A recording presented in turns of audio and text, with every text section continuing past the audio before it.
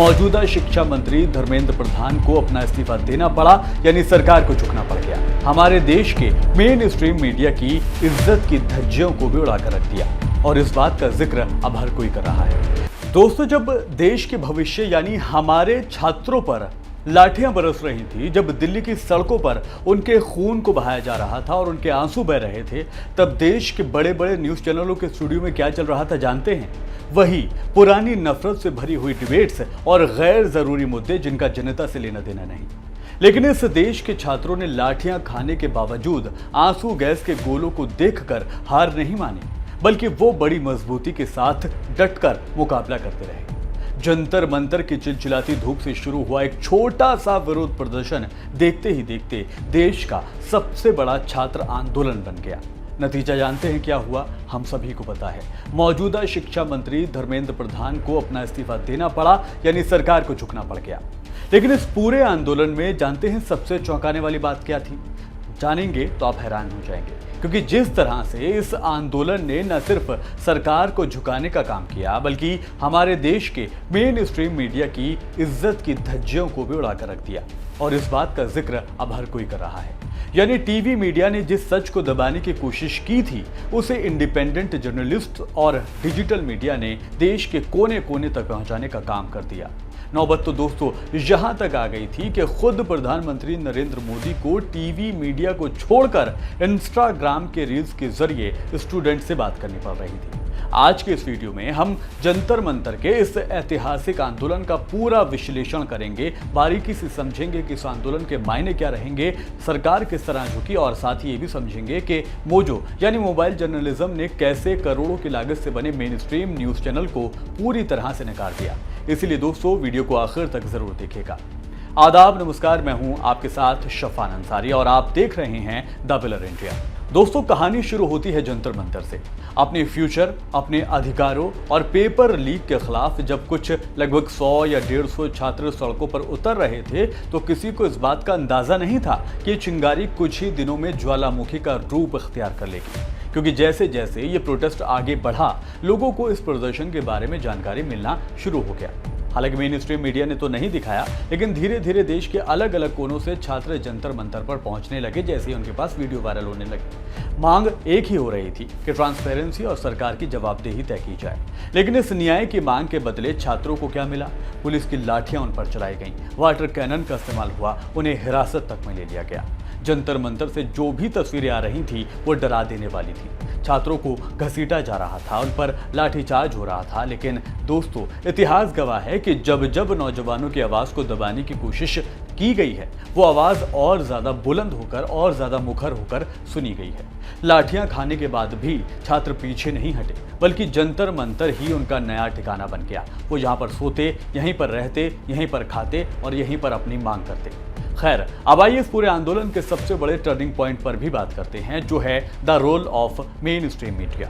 दोस्तों, जब हजारों छात्र सड़कों पर थे, तब टीवी के बड़े बड़े प्राइम टाइम के एंकर्स इस आंदोलन को नजरअंदाज कर रहे थे। मेन स्ट्रीम मीडिया या तो चुप हो गया था या फिर इस प्रदर्शन को पॉलिटिकली मोटिवेटेड यानी विपक्ष की साजिश करार देने में या उसको साबित करने में लगा हुआ था। टीवी देखकर आम लोगों को ऐसा लग रहा था जैसे देश में सब कुछ चंगा है, सब कुछ चंगा सी चल रहा है। लेकिन दोस्तों, यही नहीं, लेकिन यहीं पर एंट्री होती है इंडिपेंडेंट जर्नलिस्ट और यूट्यूब रिपोर्टर्स की। हाथ में एक छोटा सा माइक और मोबाइल कैमरा लेकर आजाद पत्रकारों ने जंतर मंतर की जमीन से सीधी सीधी रिपोर्टिंग करना शुरू कर दिया। उन्होंने किसी स्टूडियो में बैठकर लाखों करोड़ों के कैमरों में स्टूडियो के सेटअप में बैठकर ज्ञान नहीं दिया, बल्कि लाठियां खा रहे छात्रों के बीच जाकर उनका दर्द दुनिया के सामने रखा। ये कवरेज यूट्यूब, इंस्टाग्राम, एक्स पर तेजी से वायरल होने लगी थी। लाख 2 लाख नहीं, बल्कि करोड़ों लोगों ने डिजिटल प्लेटफॉर्म के जरिए ही इस पूरे सच को देखा जो देश का बड़ा मीडिया नहीं दिखा रहा था।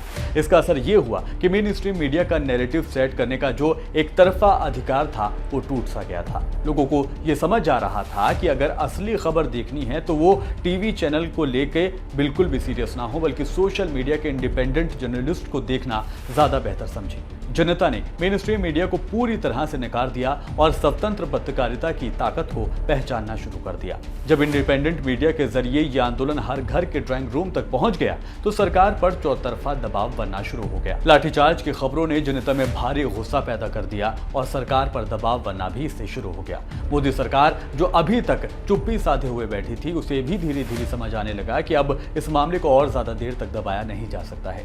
राजनीति नुकसान और बढ़ते जन आक्रोश को देखते हुए आखिरकार वो फैसला हुआ जिसकी मांग पिछले कई हफ्तों से छात्र कर रहे थे। शिक्षा मंत्री धर्मेंद्र प्रधान का इस्तीफा हो गया और ये एक खुशखबरी थी। ये सिर्फ एक मंत्री का इस्तीफा नहीं था, ये देश के छात्रों के सब्र, उनके संघर्ष और उनकी निडरता की बहुत बड़ी जीत थी।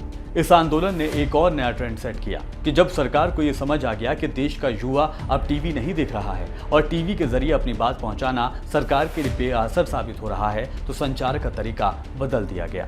हमारे देश के प्रधानमंत्री नरेंद्र मोदी ने खुद पारंपरिक टीवी भाषणों या फिर टीवी इंटरव्यूज के बजाय इंस्टाग्राम की रील्स और डिजिटल प्लेटफॉर्म के जरिए सीधे सीधे स्टूडेंट से संवाद किया और भरोसा देना शुरू कर दिया। इतना ही नहीं दोस्तों, प्रधानमंत्री नरेंद्र मोदी ने अपनी कैबिनेट के मंत्रियों को भी इस बात की हिदायत दे दी कि वो सोशल मीडिया और डिजिटल प्लेटफॉर्म पर एक्टिव रहें और युवाओं से सीधे संवाद करने की कोशिश करें।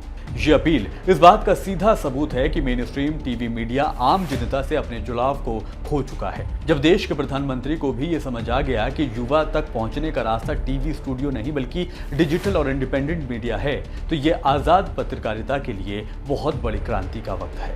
कॉकरोच जनता पार्टी, जिसका जन्म ही एक सोशल मीडिया पेज से हुआ, उसी सोशल मीडिया की ताकत ने यह दिखा दिया पूरी दुनिया को कि झुकती है दुनिया, झुकाने वाला चाहिए।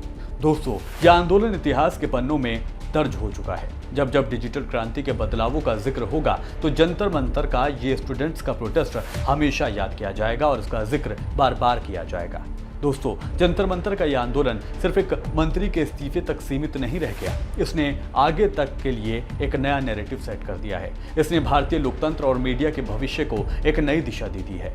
इसने इस बात को भी साबित कर दिया है कि सत्ता कितनी भी ताकतवर क्यों ना हो जाए और टीवी मीडिया कितना भी सच को क्यों ना छिपा ले, अगर इंडिपेंडेंट मीडिया सच दिखाता रहे और ईमानदारी के साथ अपना काम करता रहे और नौजवान एकजुट रहें, तो इंसाफ होकर ही रहता है, इंसाफ मिलकर ही रहता है।